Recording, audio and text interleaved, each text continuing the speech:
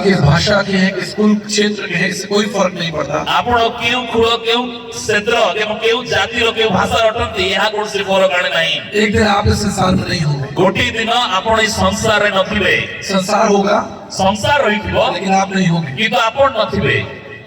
पवित्र शास्त्र बाइबल में एक बड़ी चुनौती हमारे सामने लिखी है। पवित्र शास्त्र बाइबल रे बहुत बड़ विषय हम सम्मुख रही अछि। हर एक प्राणी परमेश्वर के सामने खड़ा किया जाए। प्रत्येक व्यक्ति सदा प्रभुकर सम्मुख रे ठिया हेबा को पड़िबो।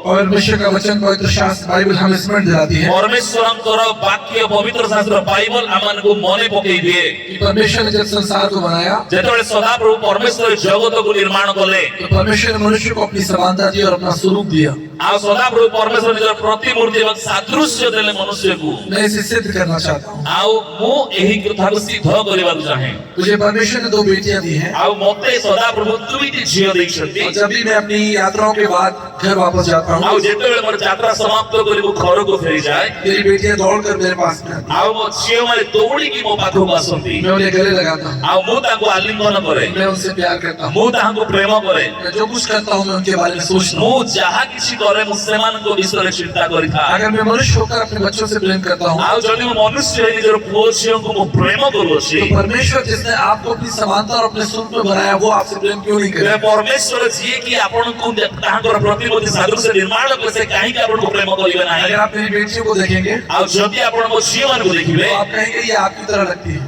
आउ आपन मान कहबे ए झियो मान केवल आपन को बोले देखा जाउछथि, ये आपकी तरह बात करती है, आपन को भली कथा वार्ता करूछथि, आपकी तरह भोजन करती है। आपन को भली खाउछथि। They carry my image, my likeness. आउ एहा उछि मोर प्रतिमूर्ति एवं सादृश्य ताहांक आप भितरे। परमेश्वर की सबसे सुंदर कृति है। आपण सदा प्रभुकर सबुठारु सुंदर सृष्टि अटंती। परमेश्वर का वचन पवित्र शास्त्र